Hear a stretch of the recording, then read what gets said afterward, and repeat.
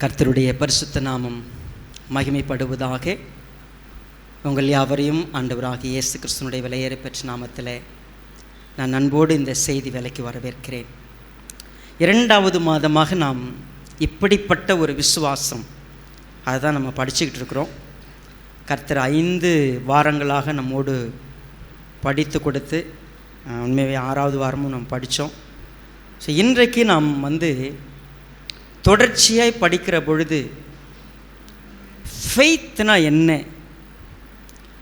விசுவாசம் அப்படிங்கிறத பல முறை கேட்கிறோம், பல விதமாய் பேசுகிறோம். பட் ஸ்டில் ஆக்சுவல் ஃபெய்த் நம்மிடத்தில் உருவாக்கப்பட்டிருக்குதான்னு கேட்டால் கேள்வியிலேயே ஒரு மிகப்பெரிய பதில் இருக்கிறது. உண்மையாக அப்படி அது ரொம்ப கஷ்டம். விசுவாசம் என்பதை அநேகர் இன்னும் பேசிக்கொண்டே இருக்கிறேமே ஒழிய செயல்பாட்டுக்கு வரும்பொழுது தோல்வியிலேயே இருக்கிறது. என்ன காரணம்? விசுவாசத்தை பெருசாக பார்க்கும்பொழுது ஆண்டவராகிய இயேசு கிறிஸ்து பாராட்டி இருக்கிறார். You have a such a great faith. உன்னிடத்தில் இருக்கக்கூடிய விசுவாசம் ரொம்ப பெருசு. பாராட்டி கொண்டே வரும்பொழுது ஒரு இடத்துல நின்று ஏன் உனக்கு விசுவாசமே இல்லை அப்படின்னு ஒரு கேள்வி கேட்குறார்.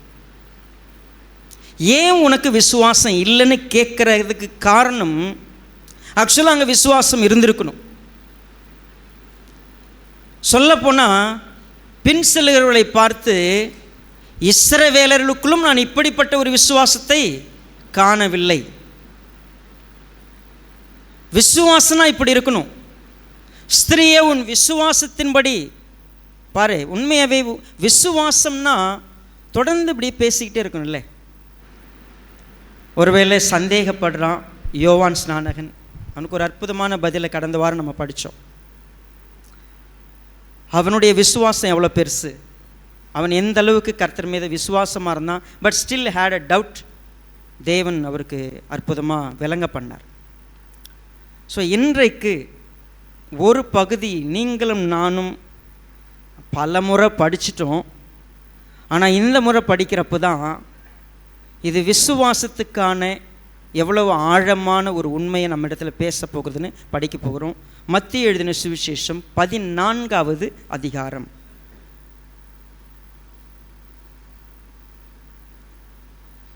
இந்த பகுதி 22லிருந்து 36 வரைக்கும் உள்ள வசனங்கள் இருக்கிறது. நம்ம வாசிக்க முடியாது, டைம் இல்லை. இயேசுவானவர் தம்முடைய சீஷர்களை படவில் அனுப்பி வைக்கிறார். அக்கறைக்கு போங்க அப்படின்னு சொல்லிட்டு ரொம்ப அக்கறையாக தான் சொன்னார், போங்கன்னு சொல்லி. அவங்களும் கிளம்பி போனாங்க. அப்படி போகிறப்ப தனியாக அனுப்பிட்டார். முன்ன என்ன பண்ணார், நம்ம இப்போ ஒர்ஷிப்பில் படிக்கிறப்போ அவரும் கூட என்ன பண்ணதை தனியாக படுத்து தூங்கிட்டு இருந்தார், கூட தான் இருந்தார். இந்த முறை கூட இல்லை. அவங்க தனியாக நைட்டில் புறப்பட்டு சாயங்காலத்தில் புறப்பட்டு போகிறாங்க. ஆண்டவர் தனியாக அவர் அவங்கள அனுப்பிட்டு அவர் ப்ரேயர் பண்ண போயிட்டார். அவங்க படகை செலுத்தி போயிட்டுருக்கிறப்போ திடீர்னு எதிர்காற்று இருக்கிறது, பலமாக காற்று வீசுகிறது, கடல் அலை அதிகமாக இருக்கிறது. அவங்களால அக்கறைக்கு போக முடியாத தத்தளித்து கொண்டிருக்கிற சூழ்நிலையில் ஆண்டவராகிய இயேசு கிறிஸ்து கடல் மேலே நடந்து வருகிறார். ஸோ அவங்க பார்த்து பயப்படுறாங்க. அவர் சொல்கிறார், நான் தான், பயப்படாதீங்கன்னு சொல்கிறாரு. ஸோ அப்போது பேதுரு பார்த்துட்டு, ஆண்டவரே நீங்கள் தானா, நான் என்ன செய்ய விரும்புகிறேன், நான் உங்கள்கிட்ட நான் கடல் மேலே நீங்கள் நடக்கிற மாதிரி நான் நடந்து வர விரும்புகிறேன்னா. சரி வான்னு சொன்னார். அவனும் நடந்து போகும்போது ரொம்ப சந்தோஷமாக நடந்து போயிட்டுருக்கிறான். திடீர்னு மறுபடியும் அலைகளை பார்த்த உடனே அமிழ்ந்து போனால் கர்த்தர் அவனை கை நீட்டி பிடிச்சி காப்பாற்றி, ஏன் சந்தேகப்பட்ட, ஏன் உனக்கு விசுவாசம் இல்லை அப்படின்னு கேட்கிற ஒரு பகுதியை தான் நம்ம இன்றைக்கி படிக்க போகிறோம். சரி, இந்த பகுதியை படிக்கணும் அப்படின்னு சொன்னால் இந்த சம்பவம் நமக்கு தெரியும். பொதுவாகவே இந்த 2 மாதமும் வேத வசனத்தை எப்படி படிக்கணும் அப்படிங்கிறத நம்ம கொஞ்சம் செய்தி வேலையிலும் சரி, பைபிள் ஸ்டடியிலும் சரி கற்றுக்கிறோம். இந்த சம்பவம் ஏன் நடந்துச்சு, இந்த சம்பவம் எப்பொழுது நடந்தது, இந்த சம்பவத்தின் மூலமாக தேவன் நமக்கு என்ன சொல்ல வந்தார், அங்கே ஒரிஜினலாக இருந்தவங்க கிட்ட கர்த்தர் என்ன சொன்னார், இந்த சம்பவம் ஒப்பிட்டு பார்த்து மத்தேயு புஸ்தகத்தில் இருக்கிறது, மார்க்கு புஸ்தகத்தில் இருக்கிறது, யோவான் புத்தகத்தில் இருக்கிறது, லூக்கா சுவிசேஷத்தில் மட்டும் இல்லை. ஸோ மார்க் எழுதின சுவிசேஷம் 6வது அதிகாரத்திலும், யோவான் எழுதின சுவிசேஷம் 6வது அதிகாரத்திலும் இந்த சம்பவம் குறிப்பிடப்படுகிறது. அதிலும் குறிப்பாக அவங்க போட்டில் போனது, இயேசுவானவர் நடந்து வந்தது 3 சுவிசேஷமும் சொல்லுகிறது. ஆனால் பேதுருவோட சம்பவத்தை மத்தேயு மட்டும்தான் சொல்கிறாரு. சரி, இந்த சம்பவம் நடக்கிற சூழ்நிலையே 3 சுவிசேஷ புத்தகமும் சொல்லும் பொழுது மிக முக்கியமான இந்த சம்பவம் நடக்கிற சூழ்நிலை எப்பன்னு பார்த்தீங்கன்னா, அந்த சூழ்நிலையை மட்டும் நம்ம கொஞ்சம் கருத்தாக பார்க்கணும். நம்ம போன வாரத்துலேருந்தே தொடர்ந்துருவோம். யோவான் ஸ்நானகன் தன்னுடைய 2 சீஷர்களை அனுப்பி, வருகிறவர் நீர்தானா அல்லது வேறொருவரை வர நாங்கள் காத்திருக்கணுமான்னு கேட்டு அனுப்பினும்போது அவர் பதில் சொல்லி அனுப்பினார். அப்போது நான் தான் கிறிஸ்துங்கிறத சொல்லாமல் சொன்னார். யோவானுக்கு புரிதல் வந்துருச்சு. யோவானுடைய அண்டர்ஸ்டாண்டிங் வாஸ் பெட்டர். அவர் சொல்லி அனுப்பும்பொழுது கூட தான் உட்கார்ந்துருக்கிறாங்க. ஸோ ஆண்டவராக இயேசு கிறிஸ்து நம்ம அப்படி படிக்கிறப்போ, இந்த மத்தேயு 10ன்னு ஒரு சாப்டர் டிசைபிள்ஷிப் கிளாஸில் படிச்சுட்டு இருக்கிறோம். நம்ம 9 முடிச்சுட்டு 11க்கு வந்துட்டோம். இந்த 10வது அதிகாரம் முழுக்க சீஷர்களுக்கு வல்லமையை கொடுக்கிறார், அதிகாரத்தை கொடுக்கிறார், அவங்களுக்கு சுவிசேஷம் சொல்லுவதற்கான ஊழியத்தில் அவங்களை அனுப்பி வைக்கிறார். நீங்கள் எங்கே வேணால் போங்க, இஸ்ரவேலுடைய தேசத்துக்கு போங்க, போயிட்டு ராஜ்யத்தின் சுவிசேஷத்தை அறிவிங்க. நீங்கள் போகும்பொழுது இலவசமாக நான் உங்ககிட்ட ஒன்று கொடுத்துருக்குறேன், நீங்கள் இலவசமாக போய் கொடுங்க. யாரை உங்ககிட்ட வந்தாலும் சுகப்படுத்துங்க, பிசாசுகளை துரத்துங்க, எல்லா வல்லமையும் உங்களுக்கு இருக்குது. இப்போ கவனிங்க, திமிர்வாதக்காரன், பிசாசு பிடிச்சவங்க நிறைய பேர் இயேசுவான்கிட்ட வந்தாங்க. அவங்க எல்லாம் அவர் சுகப்படுத்தினார். இப்போது சீஷர்கள் புறப்பட்டு போய் சுகப்படுத்துகிறார்கள். நீங்கள் என் கூட மார்க் எழுதின சுவிசேஷம் 6வது அதிகாரத்துக்கு வாங்க.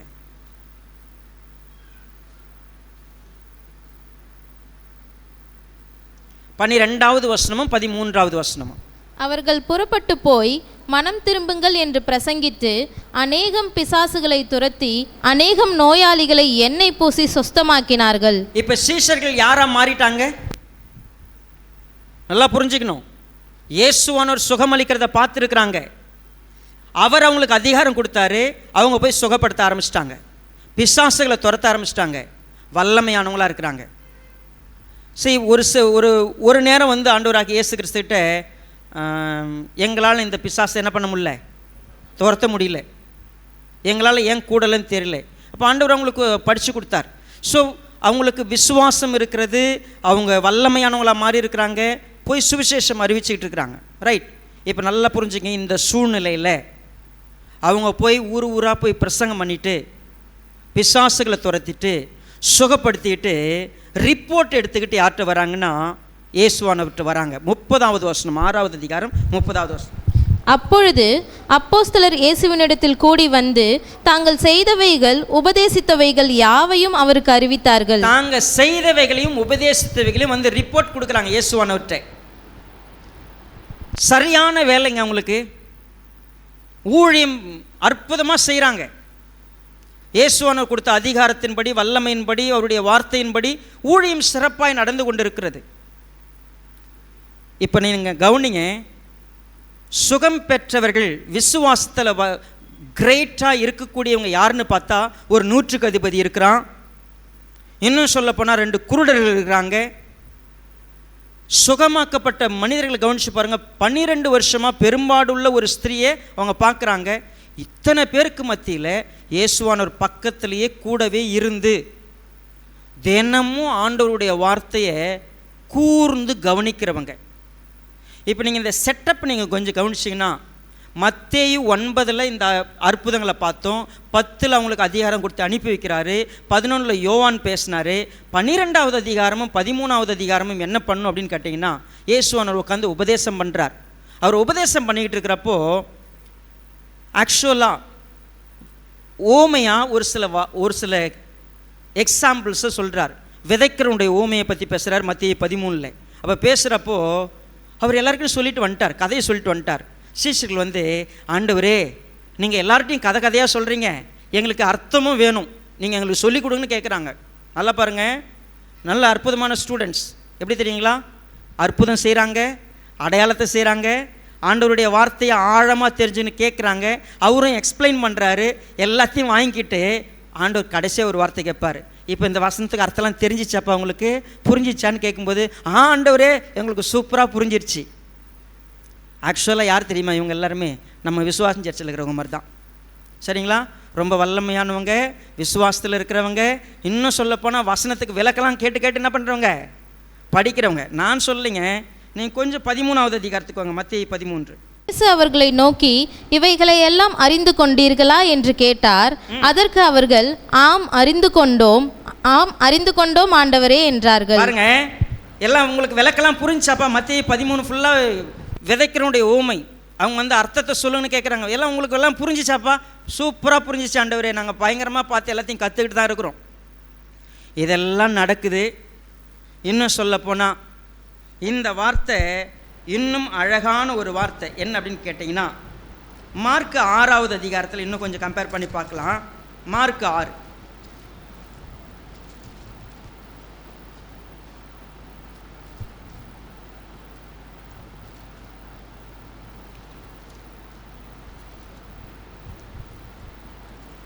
மன்னிக்கணும், மத்தேயு 12. ஆக்சுவலாக ஆண்டவராகிய இயேசு கிறிஸ்துனுடைய ஃபேமிலி வந்து அவரை பார்க்க வராங்க. இங்கே பார்க்க வரும்பொழுது 47வது வசனத்தை வாசிங்க. அப்பொழுது ஒருவன் அவரை நோக்கி, உம்முடைய தாயாரும் உம்முடைய சகோதரரும் உம்மோடே பேச வேண்டும் என்று வெளியே நிற்கிறார்கள் என்றான். தம்மிடத்தில் இப்படி சொன்னவனுக்கு அவர் பிரதியுத்தரமாக, என் தாயார் யார், என் சகோதரர் யார் என்று சொல்லி தம்முடைய கையை தமது சீஷர்களுக்கு நேரே நீட்டி. ஒரு நிமிஷம் நின்று பாருங்க. 49 தம்முடைய கையை தமது சீஷர்களுக்கு நேராக நீட்டி, இதோ என் தாயும் என் சகோதரரும் இவர்களே. இப்போ நல்லா புரிஞ்சுக்கங்க, எனக்கு தாய் சகோதரனா யார் தான்? என் சீஷர்கள் தான். இவங்க யார்? இப்போது அதிகாரத்தை வல்லமையை பெற்றவங்க, பிசாசை துரத்துறாங்க, அற்புதம் செய்கிறாங்க, இயேசுவானவர்கிட்ட உட்காந்து படிச்சுக்கிறாங்க. இன்னும் சொல்லப்போனால் இயேசுவானவர்கிட்ட ரொம்ப க்ளோஸாக இருக்கிறாங்க. அவங்க அம்மாவும் சகோதரலாம் வெளியே நிற்கும்போது வந்து சொல்கிறாங்க, உங்கள் அம்மா வந்துருக்குறாங்க சகோதரன். எப்பா எனக்கு அம்மாவும் சகோதரமா இப்போ யார் இருக்கிறா? என் சீசரில் தான்ப்பா. பயங்கரமான சொந்தம், பயங்கரமான பந்தம், அந்த அளவுக்கு நெருக்கமாக இருக்கிற ஒரு சூழ்நிலை. இவங்க போய் ஊழியம் செஞ்சுட்டு வந்து ரிட்டன் வந்து கலைப்போடு வரும்பொழுது ஆண்டவராக இயேசு கிறிஸ்து அவங்க ரிப்போர்ட் கொடுக்குறாங்க, நாங்கள் இதெல்லாம் போய் செஞ்சுட்டு வந்திருக்கிறோம். சூப்பர். இந்த செட்டப்பில் தான் ஆண்டவர் சொன்னார், நீங்கள் ரொம்ப வேலை செய்கிறீங்க, ரொம்ப பிரயாசப்படுறீங்க, ஓகே, உங்களுக்கு சாப்பிடக்கூட நேரம் இல்லைல்ல, கொஞ்சம் ரெஸ்ட் எடுக்க நேரம் இல்லைல்ல, அதனால் என்ன செய்யலாம்? மார்க் 6:31 என்ன சொன்னார் பாருங்க. அவர் அவர்களை நோக்கி, வனாந்திரமான ஓரிடத்தில் தனித்து சற்றே இளைப்பாறும்படி போவோம் வாருங்கள் என்றார். ஏனெனில் வருகிறவர்களும் போகிறவர்களும் அநேகராய் இருந்தபடியினால் போஜனம் பண்ணுகிறதற்கும் அவர்களுக்கு சமயமில்லாதிருந்தது. பாருங்க, அவங்களுக்கு சாப்பிட்றதுக்கும் நேரம் இல்லை, தூங்குறதுக்கும் நேரம் இல்லை. அந்த அளவுக்கு கடுமையாக ஊழியம், நைட்டு பகல் ஊழியங்க. அதுவும் இயேசுவான ஒரு பொறுப்பு கொடுத்ததுலேருந்து மக்கள் ஓடியாருது, சாப்பிட மாட்டேங்குது, தூங்க மாட்டேங்குது, பயங்கரமான. அப்போ பாருங்கள், எந்த அளவுக்கு அன்பு இருந்தால், எந்த அளவுக்கு பொறுப்பு இருந்தால், எந்த அளவுக்கு உறவு இருந்தால், இந்த அளவுக்கு இருந்தாங்க. ரைட். ஆண்டவர் என்ன செஞ்சார்? வாங்க நம்ம தனியாக போயிடலான்னு சொல்லி அவங்கள கூட்டிட்டு கிளம்புனாருங்க. அப்படியே அவர்கள் என்ன பண்ணாங்க? தனிமையாய் ஒரு படவில் ஏறி வனாந்தரமான ஒரு இடத்துக்கு போனாங்க. அவங்க புறப்பட்டு போகிறது ஜனங்கள் கண்டு அவரை அறிந்த அநேகர் என்ன பண்ணாங்க? சகல பட்டணங்களிலும் இருந்து கால்நடையாய் அவ்விடத்திற்கு ஓடி அவர்களுக்கு முன்னே அங்கே சேர்ந்து அவரிடத்தில் கூடி வந்தார்கள். இப்போ நீங்க நல்லா கவனிங்க. ப்ளீஸ், பைபிள் படிக்கிறப்போ நீங்க எந்த நோக்கத்தோட பைபிள் படிக்கிறீங்கிறது முக்கியம் இல்லை. தேவன் எந்த நோக்கத்தோடு இதெல்லாம் நமக்கு எழுதி கொடுத்துருக்குறாங்கிறது ரொம்ப முக்கியம்.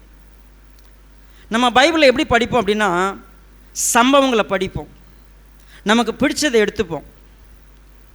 நீங்கள் ஒவ்வொரு விஷயத்திலும் அங்கேருந்த சீஷர்கள் எதனை பார்த்தாங்க, அந்த சீஷர்களுக்கு என்ன நோக்கமாக இருந்துச்சு, ஆண்டவராகிய இயேசு கிறிஸ்துக்கு என்ன நோக்கமாக இருந்துச்சு அப்படின்னா, அவருடைய ஒரே எய்முங்க, அவர் கூட வச்சிருக்கிற சீஷர்கள்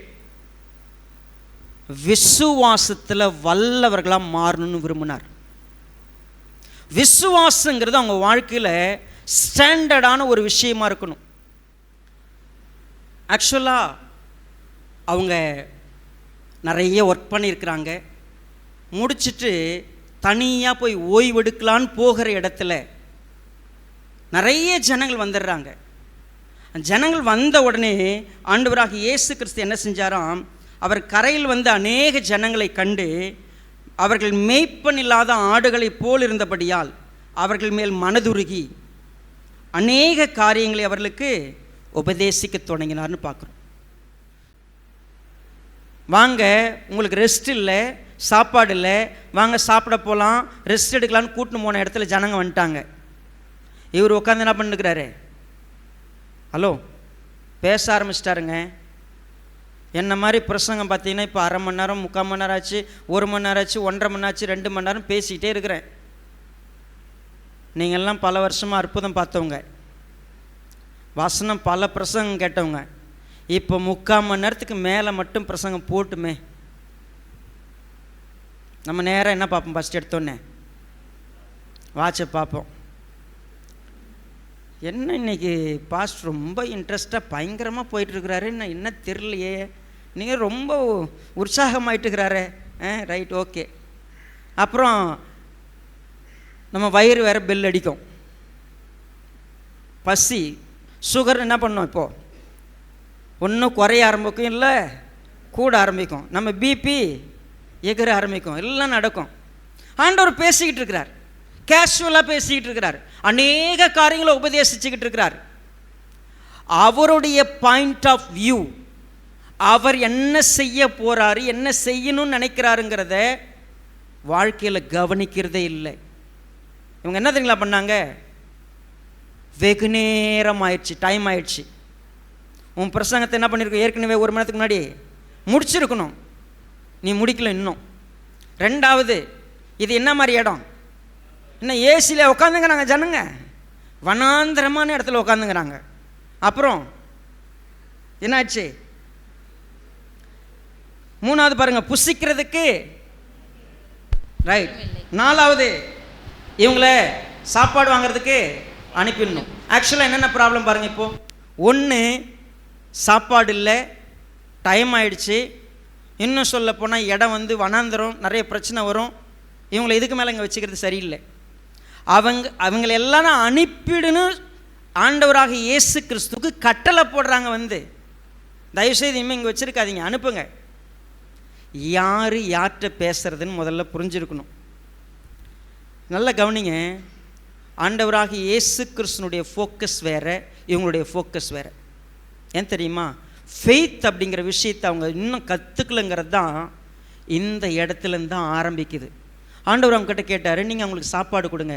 என்ன பதில் தெரியுமா, ஆண்டவர் 200 பணத்துக்கு அப்பத்தை வாங்கினாலும் என்ன பண்ண முடியாது, சாப்பாடு கொடுக்க முடியாது. எவ்வளோப்பா வச்சுருக்கிறீங்க, ரொம்ப கேஷுவலாக சொன்னாங்க. இவர் என்ன பண்ண போகிறார், 5 அப்பம் 2 மீன் தான் இருக்குது, இதை வச்சு என்ன பண்ணுறது. நீங்கள் அவங்க எல்லோரும் என்ன பண்ணுங்க, உட்கார வைங்க, பந்தி உட்கார வைங்க. ஒன்று வேணாங்க, மீட்டிங் போட்டு உட்கார வச்சு பேசிடலாம். பந்தி நேரத்தில் பாருங்களேன், நம்ம கல்யாணம் இல்லை ஏதோ ஒரு விஷயத்தில் சாப்பாடு கொடுக்குற இடம் என்ன நடக்குது பாருங்கள். உட்கார வச்சு சாப்பாடு கொடுக்குறது ரொம்ப கஷ்டம். உட்கார வச்சு சாப்பாடு கொடுக்க வச்சார். எல்லாம் முடிஞ்சுங்க. 5 அப்பம் 2 மீன், 5000 புருஷர்கள் சாப்பிட்டாங்க. குழந்தைங்க எவ்வளோ, பெண்கள் எவ்வளோ கணக்கில்லை, அவ்வளோ பேரும் சாப்பிட்டாங்க. பெரிய அற்புதத்தை கண்ணால் பார்க்குறாங்க. மகத்துவம் வெளிப்படுகிறது. தேவன் இவ்வளவு மகத்துவமான தேவன்னு புரிஞ்சிக்கிறதுக்கு இதை விட ஒரு சிறப்பான எவிடன்ஸ் வாழ்க்கையில் தேவையே இல்லை. 5 அப்பம் 2 மீன், 5 ரொட்டி 2 மீன், 5000 பேர் சாப்பிட்றத கண் கூட பார்க்குறாங்க. எல்லாம் முடித்த உடனே இந்த சம்பவம் ஆரம்பிக்கிறது. இப்போ தான் பேசேஜுக்குள்ளே வரோம். ரைட். 5 இப்போ மத்தேயு 14:21 வாசிக்கலாம்.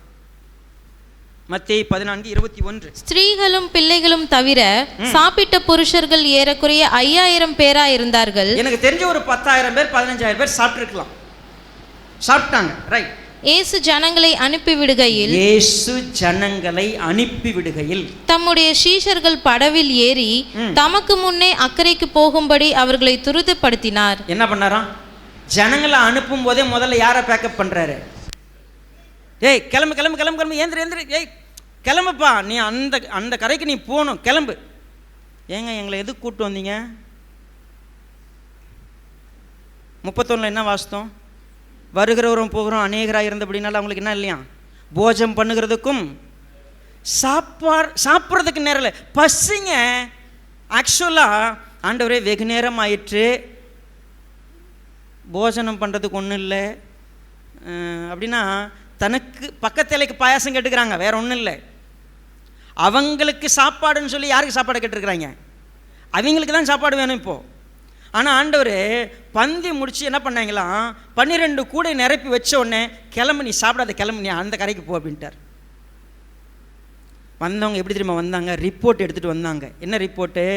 ஆண்டவரே நாங்கள் போனோம், பிசாசு துரத்தணும், அற்புதம் செஞ்சோம், எண்ணெய் பூசணும், சுகமாச்சு, நாங்கள் சுவிசேஷன் சொன்னோம், எல்லாம் சொல்லிகிட்டு இருக்கும்போது, எப்போ நீங்கள் நிறைய வேலை செஞ்சிட்டீங்க, இன்னும் சாப்பிடாமல் இருக்கிறீங்க, ஓய்வு இல்லை, வாங்கன்னு போனால் பெரிய வேலை, ரொம்ப நேரம் பிரசங்கம், அடுத்து ஊழியம், 5000 பேர் இல்லை 10,000 பேரை வச்சு சாப்பாடு கொடுத்தா 12 சீசர்களும் எவ்வளோ கஷ்டப்பட்டுருக்கணும். செம்ம டயர்ட், பெண்டு நிமிருது. அதுவும் என்ன பண்ணிட்டார் தெரியுங்களா? சாப்பாடு கொடுக்கும்போது கூட இன்னும் ஒரு ரொட்டியாக கொடுத்துருக்கலாம். இப்போது துணிக்கைகளை பொறுக்குன்னா என்ன பண்ணியிருக்கணும்? ஆக்சுவலாக சர்விங் கூட ஈஸி, பாத்திரம் கழுவுறது எம்மா கஷ்டம். நாங்கள் கழுவுறவங்கள போய் பாருங்கள், அப்படி முடிச்சுட்டு அப்படி எந்திரிப்பாங்க பாருங்கள். அப்படி நிற்கும்போது சீசர்கள் அப்படி ஏஞ்சி நிற்கும்போது, டேய் கிளம்புடா, அடுத்த ஊருக்கு போகணும், கிளம்பு. என்ன ஆண்டவர் ரெஸ்ட்டுன்னு சொன்னீங்க, சாப்பாடு நீங்கள் இப்போ எங்கே என்ன பண்ணுறீங்க, என்ன போங்கிறீங்க? அவங்க வேறு எதுவும் பேசலைங்க, வாயை மூடிட்டு கிளம்பிட்டாங்க. சரிங்களா? எதுவுமே அதுவும் என்ன பண்ணல, என்ன ஆண்டவரே சாப்பாடு இல்லையா, இல்லை நாங்கள் ரெஸ்ட் எடுக்க முடியாதெல்லாம் எதுவும் கேட்கல, கிளம்பிட்டாங்க. எவ்வளவு மனதில் போராட்டத்தோடு படகுல ஏறினாங்கன்னு நீங்கள் தெரிஞ்சுக்கணும். அவங்களுக்கு பசி இருக்குது, அவங்களுக்கு உண்மையாகவே டயர்டு இருக்குது. இன்னும் சொல்லப்போனால் வாழ்க்கையில் இதுவரைக்கும் அவங்க பயணம் பண்ண ஒரு கடலில் போக போகிறாங்க. வழக்கமாக பிரச்சனைகள், அந்த கடலுடைய அளவு நீங்கள் தெரிஞ்சுக்கணும். 21 கிலோமீட்டர். 21 கிலோமீட்டர் ஆக்சுவலாக நம்ம இங்கேருந்து பெரம்பலூர் தூரம் அந்த கடலினுடைய டிஸ்டன்ஸ். ஆக்சுவலாக படகுல போகணும் அப்படின்னு சொன்னால் 3 to 4 hours, ஒரு வேளை தண்டு வலிச்சு போனால் கூட சரி 3 மணி நேரத்தில் போயிடலாம் அந்த பக்கம். இப்போ நம்ம 20 நிமிஷத்தில் போயிடுவோம் ஒரு காரில். அப்போ படகுல போகணும். இவங்க கிளம்பி போகிறாங்க. அவர் சொல்லிட்டாரு, நான் அப்புறம் வரேன், நீங்கள் போங்கன்னு சொல்லிட்டார். இவங்க யாரும் என்ன கேள்வி கேட்கல, இவர் எப்படி வருவார்னு கேள்வி கேட்கல. இன்னும் சொல்லப்போனால் தனிமையாக நான் போகணும், நீங்களும் என் கூட வேண்டான்னு போயிட்டார். அவர் எதுக்கு போனார்? There will be a great encounter. ஒரு பெரிய விஷயம் நடக்க போகுது. இயேசுவானவர் மலை மேலே ஏறினார், நைட்டு முழுக்கும் ப்ரேயர் பண்ணார், ஆண்டவர்கிட்ட பேசினார். அவருக்கு ஒரே வருத்தம். என்ன வருத்தம்னா, இவ்வளவு காலம் நான் அவங்களுக்கு போதிச்சிருக்கிறேன், சொல்லி கொடுத்துருக்கிறேன், அவங்க அற்புதங்களை பார்த்துருக்குறாங்க, அவங்களுக்கு அதிகாரத்தை கொடுத்துருக்கிறேன், வல்லமையை கொடுத்துருக்கிறேன். ஸ்டில் அவங்க இருதயத்தில் உதிக்க வேண்டிய வளர வேண்டிய விசுவாசம் இன்னும் வளரவே இல்லை. பாருங்க 23 பாருங்க. அவர் ஜனங்களை அனுப்பிவிட்ட பின்பு தனித்து ஜெபம் பண்ண ஒரு மலையின் மேல் ஏறி சாயங்காலம் ஆனபோது அங்கே தனிமையா இருந்தார். பாருங்க, அவர் தனிமையாய் ஜெபிக்கிறார். ஆண்டவராக இயேசு கிறிஸ்து நைட்டு முழுக்க ஜெபம் பண்ணது 2 இடம். ஒன்று கெத்செமனே தோட்டம், இன்னொன்று இதுதான். ஆக்சுவலாக சாயங்காலம் முதல் கரெக்டாக விடிய காலம் 3 மணி வரைக்கும் ப்ரேயரில் இருக்கிறார். அதுக்கு எவிடன்ஸ் இருக்குது. அவர் ஏன் ஜெபம் பண்ணார்? என் தாயும் சகோதரின்னு சொல்கிறவங்க கிட்ட இன்னும் வளர வேண்டிய விசுவாசம் வளரல. நான் ரொம்ப க்ளோஸாக பார்க்குறேன். நான் எவ்வளோ நெருக்கமாக உட்காந்து சொல்லி கொடுக்குறேன். அவங்க அற்புதத்தை கண்ணால் பார்க்குறாங்க. அவங்களுக்கு எல்லாம் சொல்லி கொடுத்தாலும் ஒன்று மட்டும் அவங்ககிட்ட வரமாட்டுக்கு. என்னது அது வரல? விசுவாசம் மட்டும் வரல. இப்போது அவங்க வாழ்க்கையில் இதை எந்த ஒரு கிறிஸ்தவர் வாசித்தாலும் சரி, இந்த பகுதியை வாசித்தாலும் சரி, தன்னை கண்ணாடியில் பார்க்குற மாதிரி பார்க்கணும். ஏன்னா விசுவாசங்கிறது திடீர்னு வந்துடாது. அது சின்ன வயசுலேருந்தே கட்டமைக்கப்படணும், ஆரம்பத்துலேருந்தே கட்டமைக்கப்பட்டு வளர்க்கப்படணும். ஸோ இப்போ படகுல போயிட்டாங்க. அடுத்த வசனம் என்ன சொல்லுது நமக்கு? அதற்குள்ளாக படகு நடுக்கடலிலே சேர்ந்து எதிர்காற்றா இருந்தபடியால் அலைகளினால் அலைவுபட்டது. பாருங்க, இப்போ அவர் ப்ரேயர் பண்ணி போயிட்டாரு. இப்போ சாயங்காலம் ஆயிடுச்சு. இவங்க போனவங்க நடுக்கடலுக்கு வந்துட்டாங்க. 13 கிலோமீட்டருக்கு உள்ளே இருக்கிறாங்க. இப்போது 13 கிலோமீட்டருக்கு மேலே வண்டி போகல, எதிர்காற்று. இப்போ போன வேகத்துக்கு திரும்பி வந்துக்கிட்டு இருக்கிறாங்க.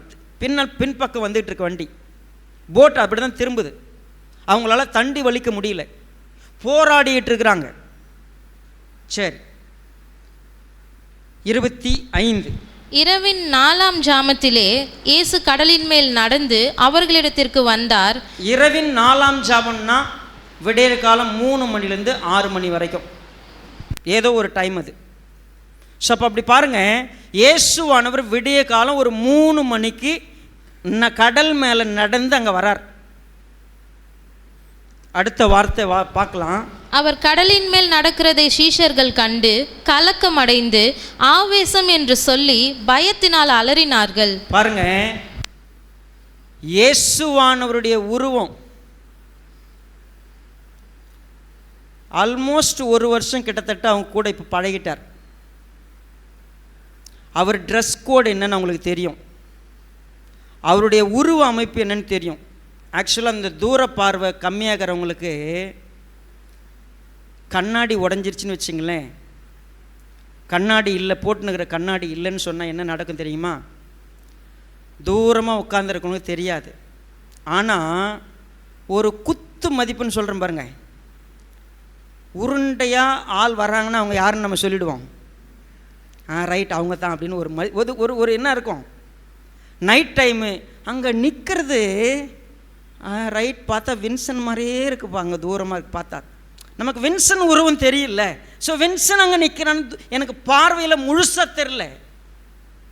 இப்போ பாருங்கள், கர்த்தர் அவங்கள அக்கறைக்கு போங்க நான் வந்துறேன்னு சொல்லிட்டாரு.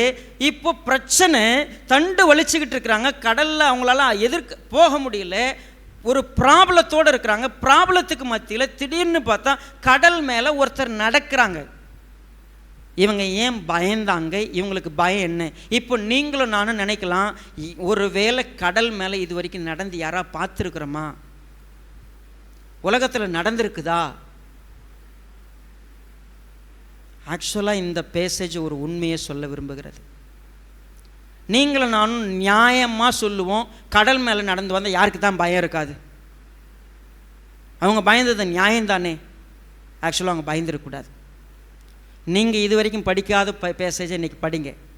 யோபு புஸ்தகம் 9வது அதிகாரம் 8வது வசனம். யோபு 9:8 எடுத்துட்டீங்களா? சரி, நானே வாசிக்கிறேன். அவர் ஒருவரே வானங்களை விரித்து சமுத்திர அலைகளின் மேல் நடக்கிறவர். சரி, ஒரு வசனம் தானே? இல்லை இல்லை இல்லை, நிறைய நான் காட்ட முடியும். சரிங்களா? உண்மையாக தேவனால் கடல் மேலே நடக்க முடியுமா? நடக்க முடியும். இது யார் சொன்னது? யோபு சொல்கிறாரு, கடல் மேலே தேவனால் என்ன பண்ண முடியும்? நடக்க முடியும். சரி, ஆபகுக் புஸ்தகத்துக்கு வாங்க, 3வது அதிகாரத்துக்கு வாங்க என் கூட. இன்றைக்கி என்ன சின்ன தீர்க்கதரிசியாக வராங்க. ஆபகுக் 3வது அதிகாரம் 10வது வசனத்தை பாருங்க என் கூட. பர்வதங்கள் உம்மை கண்டு நடுங்கின, ஜலம் பிரவாகித்து கடந்து போயிற்று, ஆழி இறைந்தது, அதன் கைகளை உயர எடுத்தது. சந்திரனும் சூரியனும் தன் தன் மண்டலத்தில் நின்றன, உமது அம்புகளின் ஜோதியிலும் உமது ஈட்டியினுடைய மின்னல் பிரகாசத்திலும் நடந்தன. சரிங்க, இதெல்லாம் அப்படியே சொல்லிட்டே வரும்போது நம்ம வாசிக்கிறதுக்கு நேரம் இல்லை. 15 பாருங்க. திரளான தண்ணீர் குவியலாகிய சமுத்திரத்துக்குள் உமது குதிரைகளோட நடந்து போனீர். நீங்கள் ஏசாயா 46 சரி, ஏசாயா எரேமியா புஸ்தகங்களையும் சரி, எல்லா இடங்களிலும் ஒரு விஷயம் சொல்லப்படும். இன்னும் சொல்லப்போனால் சங்கீதம் 77 ஒரு வசனம் இருக்கிறது. சங்கீதம் 77க்கு வாங்களேன்.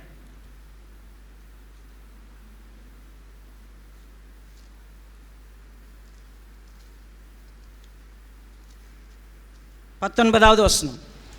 உமது வழி கடலிலும் உமது பாதைகள் திரண்ட தண்ணீர்களிலும் இருந்தது. பாருங்க, தேவன் நினைச்சார்னா எங்க வேணா நடப்பார்.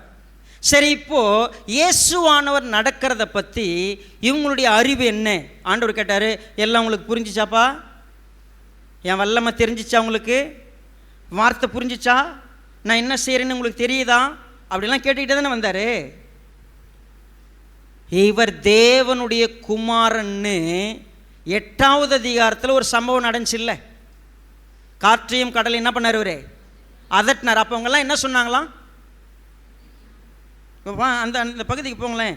மத்திய 8.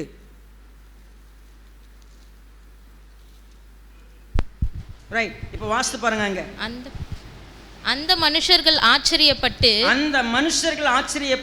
இவர் எப்படிப்பட்டவரோ, காற்றும் கடலும் இவருக்கு கீழ்ப்படுகிறதே என்றார்கள். பாருங்க, இவங்க அப்படி சொன்னாங்க. ஆக்சுவலா இவரை அதுக்கு அடுத்த வசனத்தில் பிசாசு பிடிச்சிருந்த ஒரு நபர் என்ன சொன்னார் பாருங்க. 29. அவர்கள் அவரை நோக்கி, இயேசுவே, தேவனுடைய குமாரனே, எங்களுக்கும் உமக்கும் என்ன? பாருங்க, அவர் என்ன அட்ரஸ் பண்ணப்படுறாரு? அவர் தான் தேவனுடைய குமாரன். நீர் ஜீவனுடைய தேவனுடைய குமாரன் ஆகிய கிறிஸ்து. இப்போ அவரால் தண்ணி மேலே நடக்க முடியுமா? முடியாதா? ஏன் சீஷர்களுக்கு அவர் தண்ணி மேல் நடந்த உடனே பயம் வந்துச்சுன்னா, ஒன்று வசனமும் தெரியாது, கர்த்தருடைய வல்லமை என்னன்னு என்னதான் அவங்க வசனத்தை கேட்டவங்களா இருந்தாலும் சரி, வாழ்க்கையில் ஒரு பிரச்சனை வரும்பொழுது ஒரிஜினல் விசுவாசம் இல்லாததுனால அவங்களால நடக்கக்கூடிய விஷயத்தை என்ன பண்ண முடியாது. 5 அப்பம் 2 மீன் 5000 பேர் சாப்பிட்லான்னா தேவனால் கடல் மேலே நடக்க முடியும்னு என்ன பண்ண முடியல அவங்களால? பயம். ஏன் பயம்? அவங்களால விசுவாசிக்கவே முடியாதுங்க இதெல்லாம் நடக்குன்னு. ஆக்சுவலாக இந்த பேசேஜில் இந்த பூமியில் இருக்கிற அவரை பின்பற்றக்கூடியவங்களுக்கு ஒரு விஷயம் சொல்லிக் கொடுக்கறதுக்கு கர்த்தர் என்ன விரும்புகிறாரு அப்படின்னு கேட்டிங்கன்னா, நீங்கள் உட்காந்து அழகாக வசனம் கேட்பீங்க, பைபிள் இன்னும் சூப்பராக நீங்கள் பேசுவீங்க, பேச விட்டா இன்னும் அழகாக பேசுவீங்க, அற்புதம் கூட செய்வீங்க, நீங்கள் பிசாசை கூட துரத்துவீங்க. ஆனால் ஒரிஜினலாக உங்ககிட்ட விசுவாசம் இருக்குமான்னு கேட்டால் இருக்காது. ஏன்னா உங்களிடத்தில் வசனம் எப்படி தெரியுமா இருக்கிறது? மேலோட்டமாக இருக்கிறது.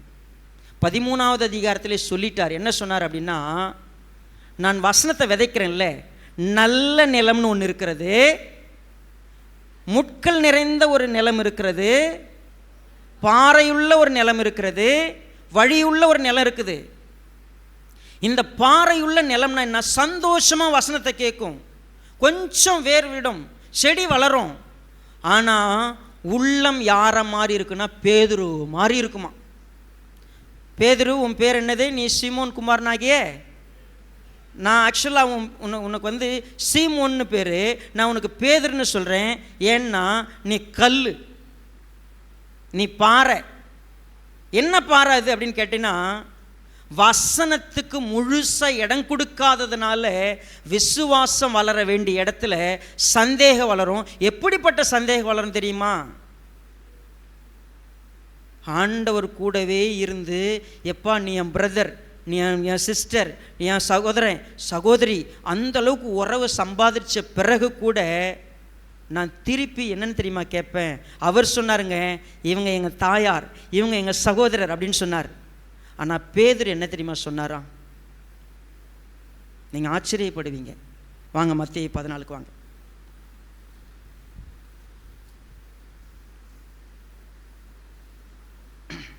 அவர் வந்தாங்க, கலக்கம் அடைஞ்சாங்க, பயம் வந்துச்சு, அலர்னாங்க. இயேசு அவங்கள பார்த்து என்ன சொன்னார்? திடன் கொள்ளுங்கள், நான் தான், பயப்படாதிருங்கள். 3 வார்த்தை சொல்லிட்டார். திடன் கொள்ளுங்கள், நான் தான், பயப்படாத. சொன்ன மாத்திரத்தில் 28 எல்லாரும் வாசிக்க முடியுமா பாருங்க. பேதுரு அவரை நோக்கி, ஆண்டவரே, நீரே ஆனால் நான் ஜலத்தின் மேல் நடந்து உம்மிடத்தில் வர கட்டளையிடும் என்றான். என்ன தப்பான வார்த்தை இதில்? எதுவும் தப்பு மாதிரியே தெரியல தானே? அது என்ன நீரே ஆனால்? நான் சொல்லட்டுமா யார் சொல்கிற வார்த்தைன்னு? நீர் தேவனுடைய குமாரனே ஆனால் இந்த கல்லுகளை அப்பமாக்கி சாப்பிடும். அதே ஸ்ட்ரீம் லைன். நீர் தேவனுடைய குமாரனா இருந்தா எனக்கு கட்டளை கொடுங்க.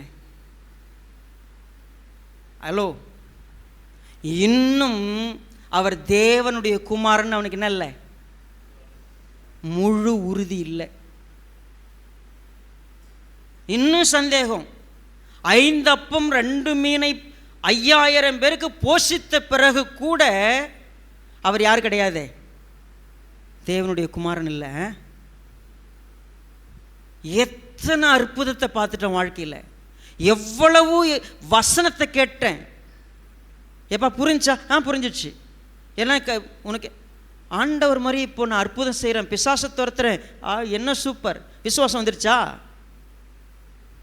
உண்மையாகவே நீங்கன்னா நான் வேணா நடந்து வரட்டுமா? அப்போ நீங்கன்னு ஏன் இன்னும் உறுதிப்படுத்தலை? அவர் ஏற்கனவே சொல்லிட்டார் தானே.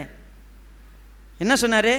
திடன் கொள்ளுங்கள், நான் தான், பயப்படாதீங்க. இதுக்கு மேலே என்ன வார்த்தை வேணும்? தைரியமாக இருப்பா, நான் தான்ப்பா அது, ஐ ஆம். நம்ம எக்ஸோடஸில் வாசிக்கிற அதே ஐ ஆம் தான், நான் தான், பயப்படாத, நான் தான் அப்படின்னு சொன்ன பிறகு நீங்கள் தானா அது அப்படின்னா என்ன அர்த்தம்? இன்னும் கண்ணு தெரியலன்னு அர்த்தம், இன்னும் விசுவாசம் உறுதியாகலன்னு அர்த்தம். நீங்கள் சொல்லுங்கள், இப்போ அவன் நடந்து வந்தான், அலைகளை பார்த்தான், விழுந்துட்டான்னு சொல்லுது.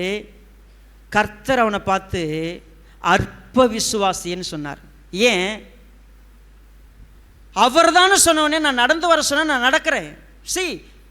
அப்படியே ஒரு பக்கம் எழுச்சி வரும், ஒரு பக்கம் வீழ்ச்சி வரும். ஒரு பக்கம் கொஞ்ச நேரம் நல்லா இருப்பாங்க, கொஞ்ச நேரம் கீழே விழுவாங்க. வாழ்க்கை எப்படி? நம்ம விசுவாசம் எப்படி தெரியுமா? நான் நல்லா ஆரம்பிப்பேன், கொஞ்ச நேரத்தில் எனக்கு சந்தேகம் வந்துடும். நான் நல்லா செய்ய ஆரம்பிப்பேன், கொஞ்ச நேரத்தில் பிரச்சனை வந்துடும். அற்ப விசுவாசினா என்ன? டோட்டலாக இன்னும் நீ விசுவாசனா என்னன்னே கற்றுக்கல. இந்த வசனம் எப்படி அழகாக சொல்லுகிறதுனா, மார்க் 6வது அதிகாரத்தில் பாருங்க.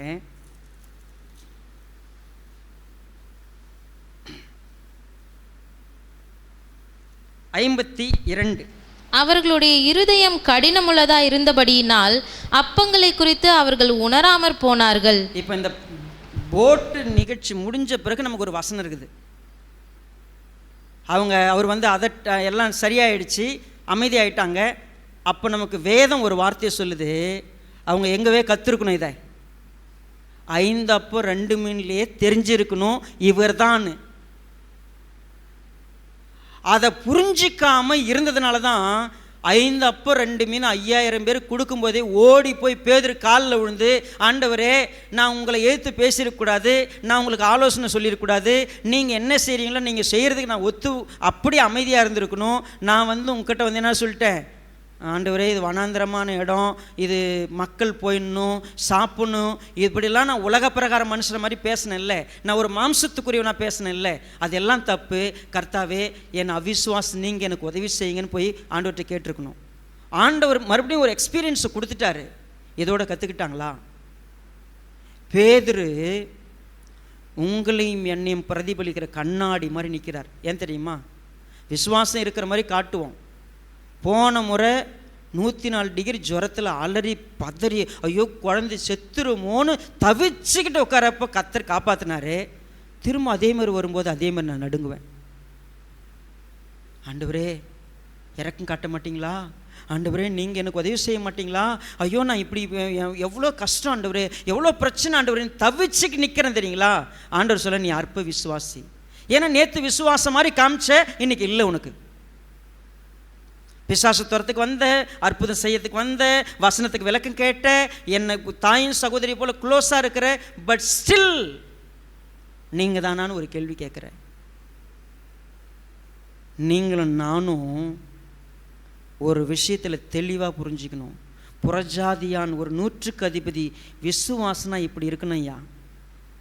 விசுவாசனா அந்த 12 வருஷம் பெரும்பாடாக இருந்த ஸ்திரியை பாருப்பா. அந்த திமிர்வாதக்காரனுடைய 4 ஃப்ரெண்ட்ஸோட விசுவாசத்தை பாருப்பா. நீ கூடவே இருக்கிறல்ல, எத்தனை வருஷம் தெரியுமா நீ வந்தாச்சு? நீ என்கிட்ட வந்து பல வருஷம் ஆயிடுச்சு. நீ பல அற்புதத்தை பார்த்துட்ட, பல அடையாளத்தை பார்த்துட்ட, பல வசனத்தை கேட்ட. ஆனால் ஸ்டில் சொல்கிறேனே, வாரம் உன்னை எச்சரிச்சேன்ல, திரும்ப திரும்ப உங்கள்கிட்ட சொன்னல, எப்பா நீ உட்காந்து தூங்கிறாத, இந்த வசனத்தை கேளு, விசுவாசத்தை வளர்த்துக்குனா நான் அப்படியே தான் இருப்பேன். ஏன் தெரியுமா? என் ஃபோக்கஸ்லாம் டைம் ஆயிடுச்சு, என் ஃபோக்கஸ்லாம் சாப்பாடு இல்லை, என் ஃபோக்கஸ்லாம் என்ன தெரியுமா? இது வனாந்திரம். என் ஃபோக்கஸ்லாம் என்ன தெரியுமா? ஐயோ 200 பணத்துக்கு பத்தாது. என் ஃபோக்கஸ்லாம் என்ன தெரியுமா? ஐயோ இப்போ நான் இன்னும் ரெஸ்ட் இல்லை எனக்கு. என் ஃபோக்கஸ்லாம் உலகம் உலகம் உலகம் உலகம். ஆனால் அவர் ஃபோக்கஸு நீ எப்படியாவது விசுவாசத்தை கற்றுக்குவியான்னு ஒவ்வொரு வாரமும் உனக்கு ஏதோ ஒரு சம்பவத்தை கொடுக்குறாரு, வசனத்தை கொடுக்குறாரு. ஒன்று சம்பவமாக இருக்கும், இல்லை வசனமாக இருக்கும். நீ சம்பவத்திலையும் கவனிக்கிறது இல்லை, வசனத்திலையும் கவனிக்கிறது இல்லை. உன் வாழ்க்கையில் ஒரு சம்பவம் நடக்குதுல்ல, அதில் ஏதோ ஒன்று உனக்கு சொல்லிக் கொடுக்க விரும்புவார், நீ அங்கேயும் கவனிக்க மாட்டேன். இல்லை உனக்கு பிரசங்கம் பண்ணி சொல்லி தருவார், விளக்கமாக புரியுதா? சூப்பராக புரிஞ்சுன்னு கைத்தட்டு போயிடுவேன். ஆனால் அடுத்தது என்ன? உன் வாழ்க்கையில் ஏதாவது ஒரு சம்பவம் நடந்துச்சுன்னா, ஐயோ ஆண்டவர் தொப்புனுக்கு அப்படி கீழே விழுந்து, ஆண்டவரே என்னை காப்பாற்றுங்கணும். இப்போ மட்டும் இப்படி ஆண்டவர் வந்தார். அவன் காற்றை பார்த்தோன்னே என்ன செஞ்சிட்டான்? அலையை பார்த்தோன்னே மூழ்க போனான். அப்போ என்னன்னு கூப்பிட்டான்? என்ன கூப்பிட்டாங்க? வாசிங்க நீங்க மத்திய 14. காற்று பலமாய் இருக்கிறதை கண்டு பயந்து அமிழ்ந்து போகையில், ஆண்டவரே என்னை ரட்சியும் என்று கூப்பிட்டான். இப்ப மட்டும் ஆண்டவரா? இதுக்கு முன்னாடி நான் சொன்னாவே நீரே ஆனா நான் உம்மிடத்தில் வர்றதுக்கு எனக்கு என்ன பண்ணுங்க? கட்டளையிடும். இப்போ ஆண்டவர். ஹலோ, ஒரு நேரம் ஆண்டவர் நம்ப, இன்னொரு நேரம் நம்ப நீ நடந்தா என்ன? ஒரு அப்படி ஒரு ஏற்றம், இப்படி ஒரு இறக்கம். ஆண்டவர் சொன்னார், நீ குணப்பட்ட பின்பு உன் சகோதரனை ஸ்திரப்படுத்தின பேதுருக்கு ஏன் சொன்னார் தெரியுமா?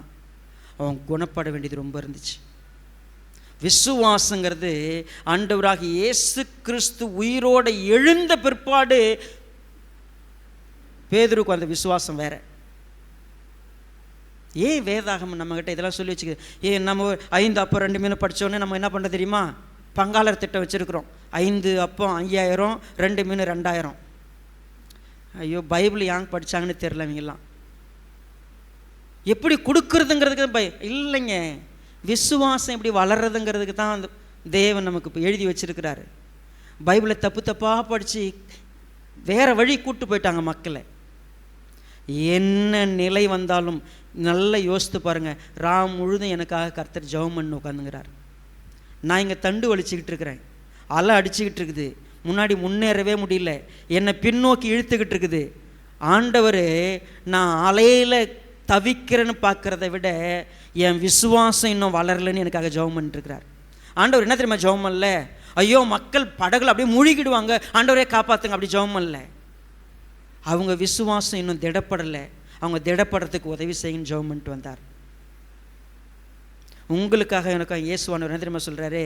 என் பிரச்சனை தான், அந்த பிரச்சனையை தேவன் ஏன் தெரியுமா வச்சுருக்கிறாரு?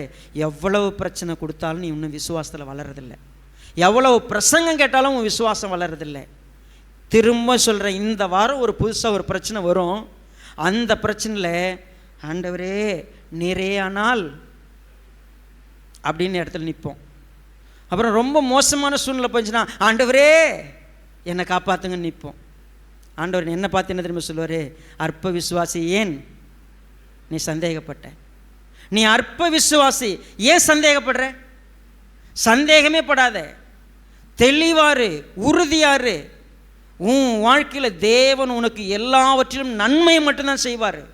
நீ அவரை உறுதியாக பிடிச்சிக்கிற விசுவாசத்தை வளர்த்தியா? இன்னைக்கு இப்படிப்பட்ட விசுவாசத்தை நான் பார்க்கலன்னு சொன்னால், இன்னைக்கு ஆண்டவர் பார்த்து அற்ப விசுவாசி ஏன் இன்னும் சந்தேகத்தோடு உட்காந்துருக்கிற? ஒருவேளை பேதுருகிட்ட கேட்ட கேள்வி தான் என்னை பார்த்து கேட்டிருக்கிறார். நீ இன்னும் விசுவாசத்தில் உறுதியாகவே வரலையே, விசுவாசம் இன்னும் உனக்கு ஸ்ட்ராங் ஆகலையே, நீ எப்போ கற்றுப்ப? தேவ பிள்ளைகளே, எனக்கு தயவு செய்து கர்த்தருடைய சமூகத்தில் ஒரு தாழ்மையான அறிக்கையோடு கர்த்தர்கிட்ட பார்க்கலாம். ஆண்டவரே, என் அவ்விசுவாசம் நீங்கள் எனக்கு உதவி செய்யுங்க. நான் பேதுரு லைஃப்லேருந்து ஒரு விஷயத்தை கற்றுக்கிறேன், சீஷருடைய லைஃப்லேருந்து கற்றுக்கிறேன். எனக்கு எல்லா ப்ரிவிலேஜும் இருக்குது, எல்லாம் இருந்தும் எனக்கு இன்னும் விசுவாசம் வரல.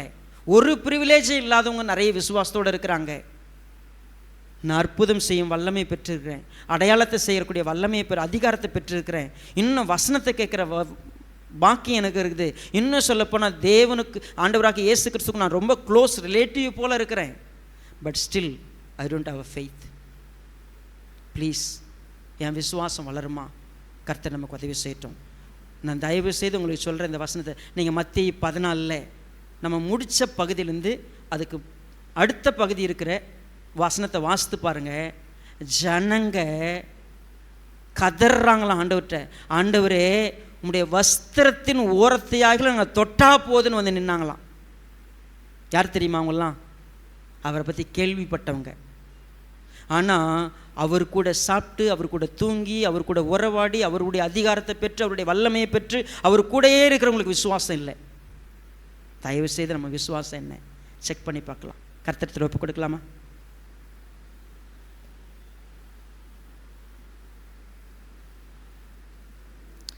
நல்ல கர்த்தாவே, இரக்கமுள்ளப்பா, நன்றியோடு உம்மை துதிக்கிறோம், உம்மை ஸ்தோத்திரிக்கிறோம் சுவாமி. நீர் இன்றைக்கு எங்களோடு கூட பேச நம்முடைய வார்த்தைகளை நாங்கள் தொடர்ந்து உணர்ந்து கொள்ள கிருபை தாங்க. இதெல்லாம் உங்களுக்கு புரிஞ்சிச்சான்னு கேட்டால், ஆமாண்டவரை நாங்கள் புரிந்து கொண்டோன்னு சொல்லுவோம். ஆனால் செயல் வரும்பொழுது ஒன்றுமே இருக்காது.